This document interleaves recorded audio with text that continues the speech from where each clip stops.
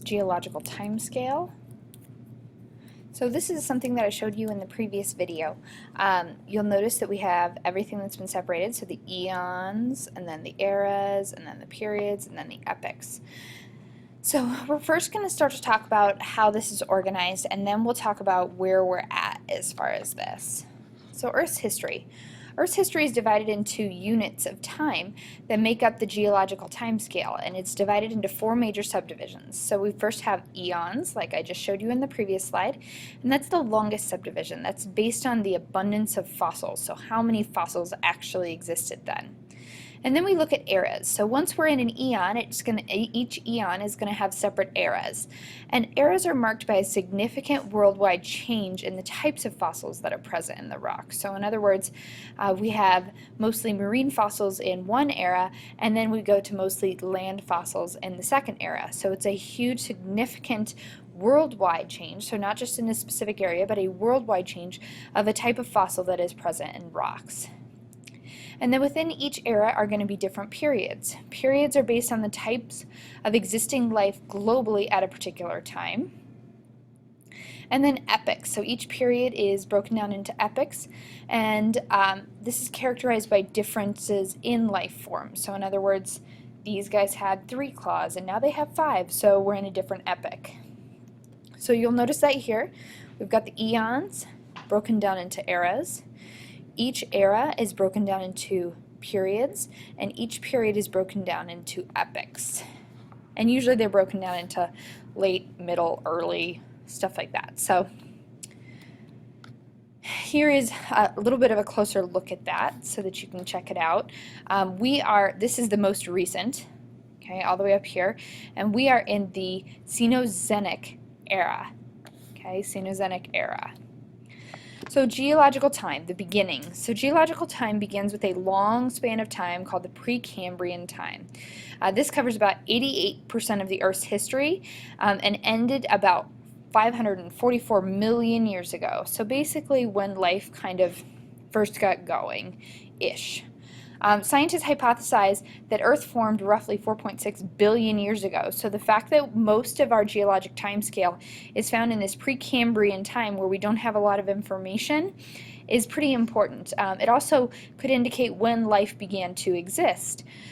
So during the first several hundred million years of Precambrian time, an atmosphere, ocean, and continents began to form. And we're going to look more in depth at what this looked like in a video that we'll watch tomorrow in class.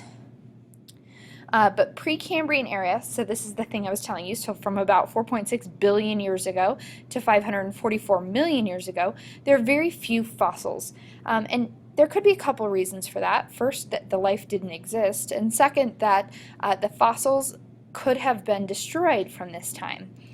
They've been buried for long periods of time and changed by heat and pressure. And if you remember learning about the different types of rock, a lot of these Precambrian era fossils might have been found in metamorphic rock, and that metamorphic rock or would have been igneous at the time but turned into metamorphic as it has changed because of the heat and pressure of being buried so deeply. And most Precambrian organisms lacked hard parts, so it's really hard to get a good fossil of something like that has no like hard parts, so like a jellyfish. Okay, jellyfish probably existed long before that, but we couldn't get a good fossil of it because it doesn't really have any hard spine or bones or cartilage that we could get a good imprint of. Okay, so this is the Precambrian era, okay, or this is the Precambrian, I should say, age. And then they're broken down into these epochs, and notice that we don't really break them down, we don't break them down into periods and epochs. So understand that we just have the late, the early, and the middle. And then we have the larger things. So we have the Archean, the Proterozoic, and the Hydraean. And these aren't areas that we can find a whole heck of a lot of information from. So that's why you don't really see too much detail going into here. We can't really, since each area, each period and epoch is dictated by the types of fossils present. If there are no types of fossils present, that's why we have a difficult time bringing these kind of apart, breaking them apart, figuring out where they begin and where they end. If you look though, at the time between the Precambrian and the present, it's divided into 3 long units called eras, in the Paleozoic era, the Mesozoic era, and the Cenozoic. So here we go. Okay, we have the Paleozoic, the Mesozoic, and the Cenozoic. And remember, each of them are broken into periods. So the Paleozoic is the Cambrian, the Ordovician, the Silurian, the Devonian, the Mississippian, Pennsylvanian, and Permian. And they're each broken down into these epochs, which for these are very broad, the late, the early, and the middle. Okay, and they dictate when different fossils existed in the fossil record. So just like you were able to look at the different layers of Earth and the different fossils that existed during those layers of Earth and determine which is older and which is newer and kind of that's what scientists have done in order to determine when we've entered new periods, new epochs, and new eras. So if you look a little bit newer, so after we went into the Paleozoic era, we're now into the Mesozoic era, and you might notice the Triassic, Jurassic, and Cretaceous as being pretty similar to the dinosaur words you've heard.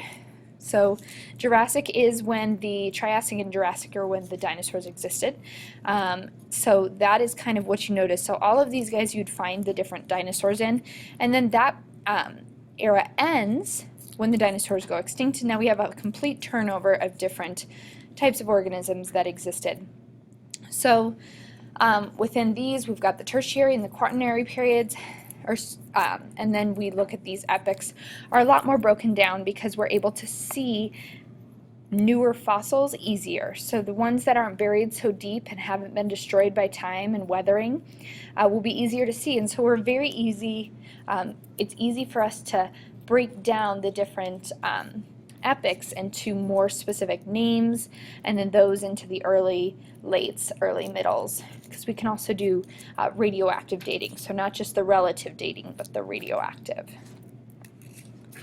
So eras, like we said, are divided into periods, which are named by geologists from places around the world where they found certain rocks and fossils. That might be why you see things like Mississippian or Pennsylvanian.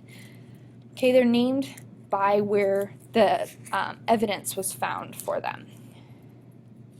All right, and that is the geologic timescale. We're going to look or work a lot more with this in the next couple days, but just I hope you have a general idea of what everything is and how it's kind of working. So please write down any questions you have.